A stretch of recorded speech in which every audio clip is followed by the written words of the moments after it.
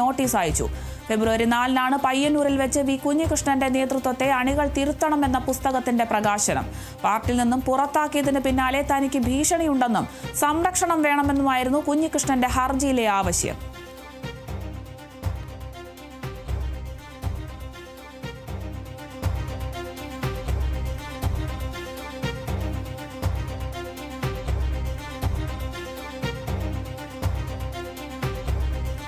പയ്യന്നൂരിലെ രക്തസാക്ഷി ഫണ്ട് തട്ടിപ്പുമായി ബന്ധപ്പെട്ട് വെളിപ്പെടുത്തൽ നടത്തിയതിന് പിന്നാലെ CPIM പുറത്താക്കിയ വി കുഞ്ഞികൃഷ്ണന്റെ പുസ്തക പ്രകാശനത്തിന് ഇപ്പോൾ സംരക്ഷണം നൽകണമെന്നാണ് ഹൈക്കോടതി ഉത്തരവിട്ടിരിക്കുന്നത്. കുഞ്ഞികൃഷ്ണൻ നൽകിയ ഹർജിയിലാണ് ഇപ്പോൾ ജസ്റ്റിസ് ബെച്ചു കുര്യന്റെ ഉത്തരവ് വന്നിരിക്കുന്നത്.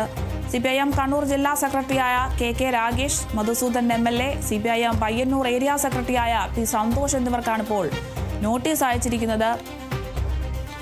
കുഞ്ഞികൃഷ്ണന്റെ പുസ്തക പ്രകാശനത്തിന് സംരക്ഷണം നൽകണം എന്ന ഹൈക്കോടതിയുടെ ഉത്തരവിന് പിന്നാലെയാണ് ഇവർക്കൊക്കെ നോട്ടീസ് അയച്ചിരിക്കുന്നത്. കുഞ്ഞികൃഷ്ണന്റെ ഈ ഒരു പുസ്തകത്തിൽ CPIMനെതിരെ വലിയ വിമർശനങ്ങളാണ് ഉയർത്തിയിരിക്കുന്നത്.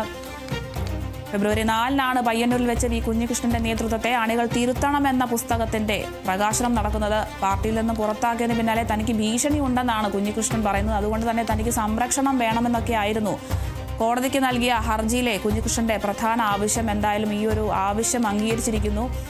രക്തസാക്ഷി ഫണ്ട് തട്ടിപ്പുമായി ബന്ധപ്പെട്ട് വെളിപ്പെടുത്തൽ നടത്തിയതിന് CPIM പുറത്താക്കിയ വി കുഞ്ഞികൃഷ്ണന്റെ പുസ്തക പ്രകാശനത്തിനാണ് ഇപ്പോൾ സംരക്ഷണം നൽകണമെന്ന് ഹൈക്കോടതി അറിയിച്ചിരിക്കുന്നത്.